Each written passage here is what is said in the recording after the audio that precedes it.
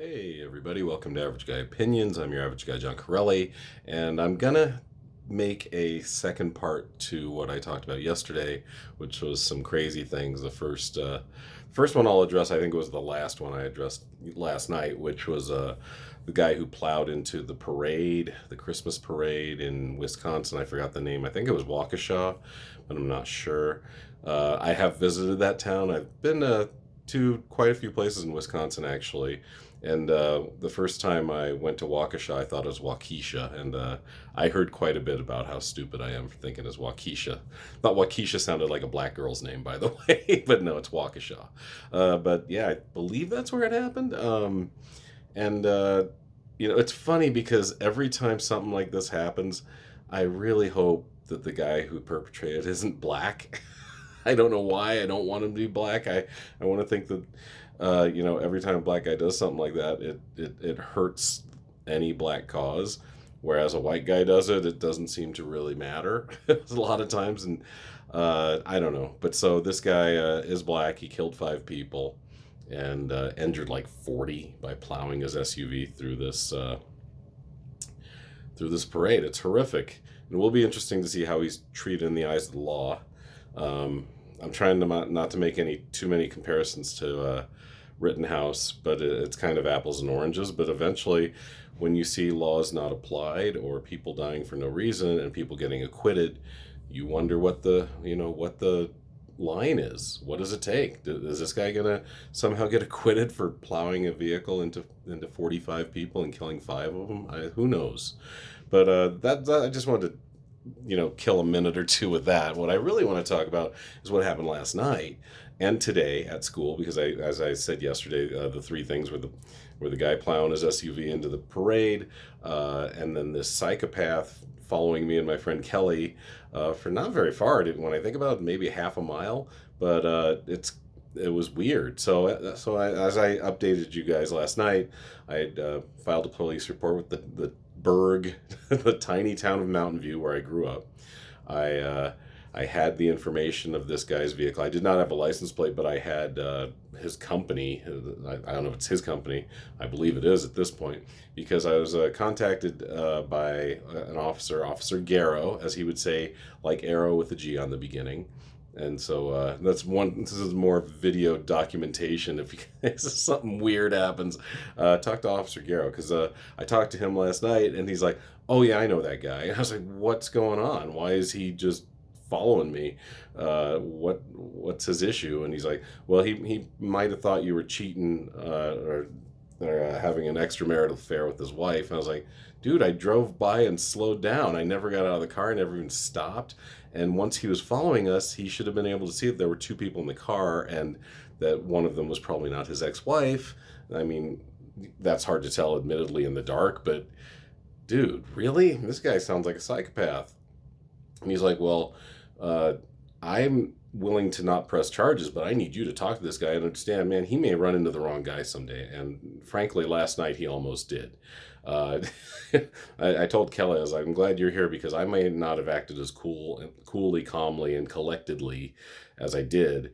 But luckily you were here, and I had to mellow out for your safety. I mean, sometimes when you get into these situations, you don't care about your own safety if you're by yourself, but when others are around, you generally tend to get better." So luckily, everything went well so far.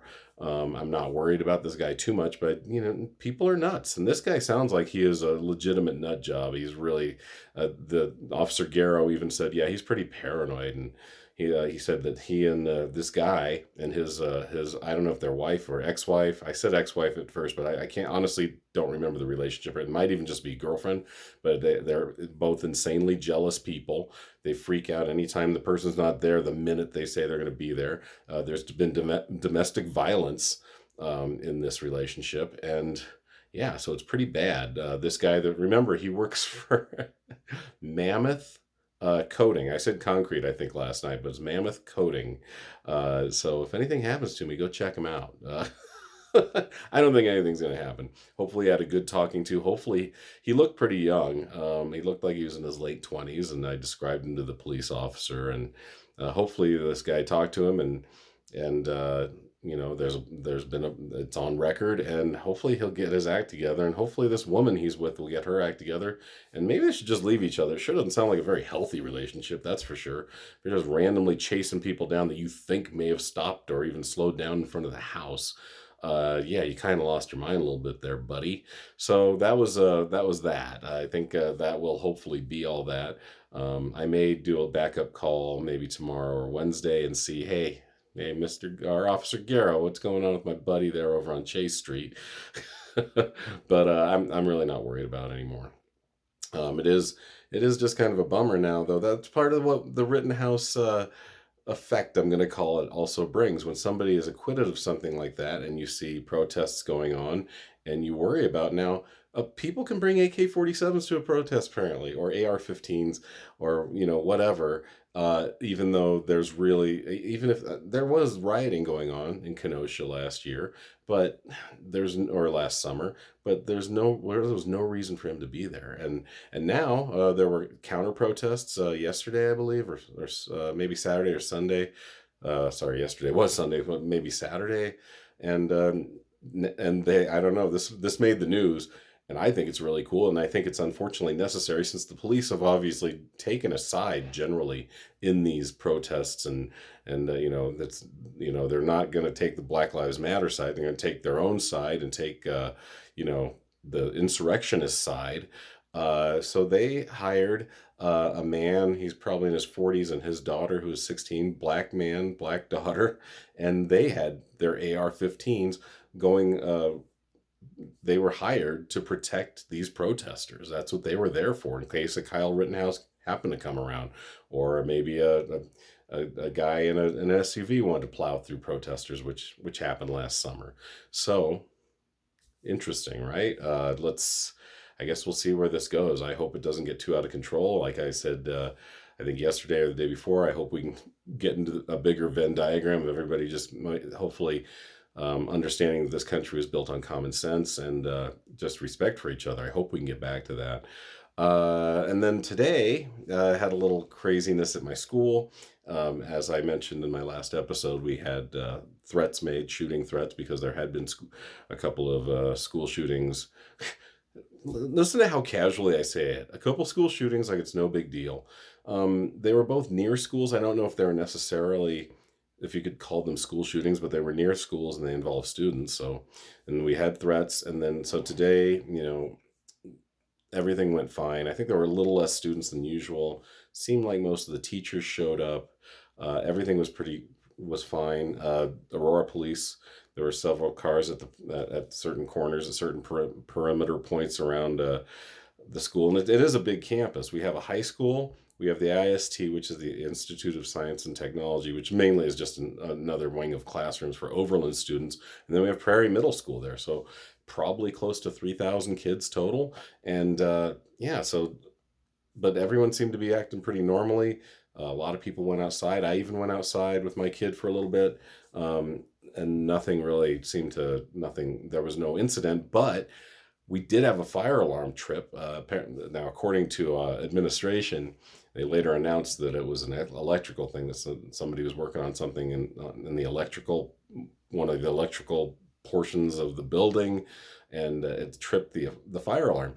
Now, I was in the sensory room with my kid and my coworker Steven, actually two other coworkers and two other kids, one kid. So it was 3 adults, 3 kids in this room.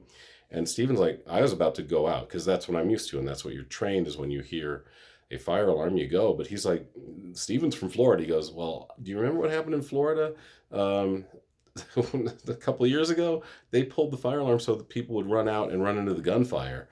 And apparently he remembered from a security meeting we had. They said, yeah, if it's not a planned fire drill and you don't see fire or smell smoke, you should wait on security to tell us. And so he's calling security on his walkie-talkie. He's not getting anything. I finally took a peek out the door, saw that everyone's going out.